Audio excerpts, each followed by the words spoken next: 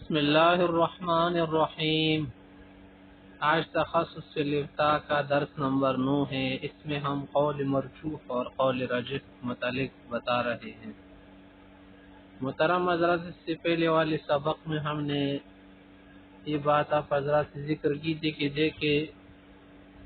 ایک ہوتا ہے قول مرجوع الیہ، وہ قول جس کی طرف بعد میں رجوع کیا جائے، رجوع کرے مجتہد، یا جو علماء ترجیح دیتے ہیں ان کو علماء ترجیح کہتے ہیں، طبقہ ترجیح۔ تو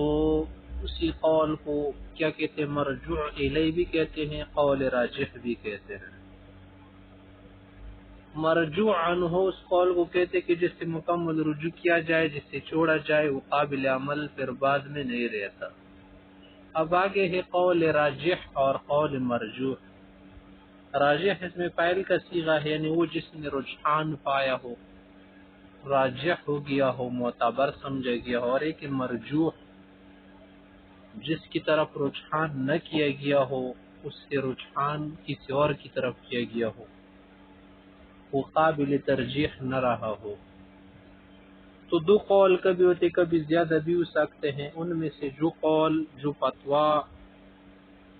راجح ہونا، اسی پر عمل کیا جائے گا۔ جیسے حدیث کے سلسلے میں بھی آپ نے دیکھا ہوگا کہ جب چاروں مذہبوں میں کسی مسئلے میں اختلاف پیش آ جاتا ہے تو امام شافعی رحمہ اللہ کسی حدیث کو یا قول کو ترجیح دیتے ہیں اور امام ابو حنیفہ کسی اور کو۔ تو وہ جو ہے اولا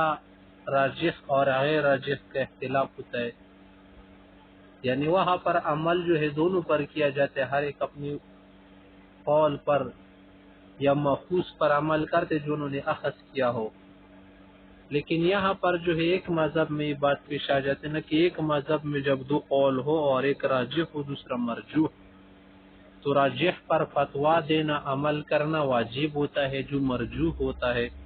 اس پر فتویٰ دینا یا اس کو لینا جائز نہیں ہوتا۔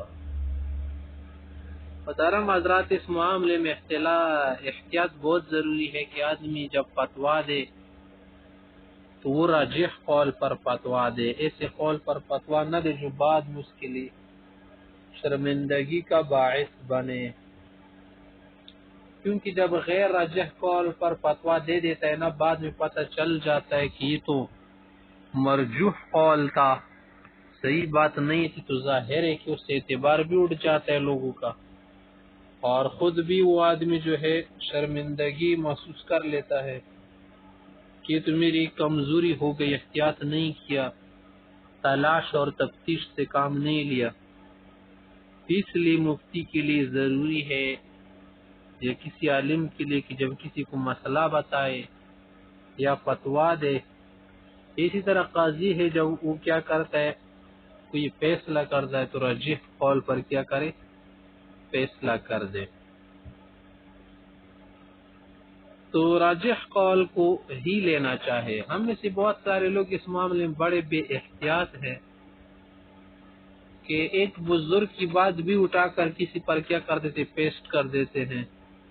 پیوس کر کے حکم لگا دیتے کہ فلاں بزرگ نے تو یوں فرمایا تھا، اور کچھ لوگ تو اقوال زرین کو بھی اٹھا کر جو ہے فتویٰ لگاتے ہیں اس سے کہ یہ دیکھیں اس قول میں یہ آیا ہے، یا فلاں انگریز نے یا دانشمند اور دانشور نے یہ کہا ہے۔ ٹھیک ہے، ان باتوں کو عمل میں لایا جا سکتا ہے اگر وہ قرآن و حدیث یا راجح اقوال کے خلاف نہ ہو، ان پر آدمی عمل کر سکتا ہے، فائدے کی باتیں ہیں، لیکن ان کو فتویٰ کی شکل میں پیش کرنا، کسی پر اس سے فتویٰ بنانا درست نہیں ہے۔ اسی طرح سے جو ہمارے ائمہ گزرے ہیں، بزرگان دین، صوفیاء کرام، علماء، صالحین، نیک عباد، زاہدین جو گزرے ہیں، ان کی بھی بہت سارے اقوال ہیں، باتیں ہیں، لوگ ان سے کیا کر کے استدلال کر کے گویا فتویٰ دیتے ہیں کہ فلاں نے تو یوں کہا تھا۔ ٹھیک ہے، اس نے کہا ہوگا، وہ ایک نیک بات ہو سکتی ہے، لیکن وہ فتویٰ نہیں تھا کہ اس سے آپ کیا کر رہے، فتویٰ لگا رہے ہیں۔ بزرگان کی باتیں یا اسی طرح سے صالحین کی باتیں یہ فتویٰ کی شکل میں کوئی پیش نہیں کر سکتا۔ فتویٰ جو ہے فقہ کی شکل میں جو ہمارے پاس کیا ہے متون موجود ہے، شروع ہے، فتاوی ہے، ان سے ہی فتویٰ دیا جا سکتا ہے، اور ان میں بھی پھر قول راجح کو ڈھونڈ کر فتویٰ دیا جاتا ہے۔ ہر قول کو دیکھ کر یا ہر جگہ مسئلہ دیکھ کر یا کسی بھی کتاب میں مسئلہ دیکھ کر فتویٰ دینا یا حکم لگانا درست نہیں ہے، بلکہ ان میں ڈھونڈ کے پتہ چلا کہ اس کے بعد جو ہے فتویٰ دیا جاتا ہے۔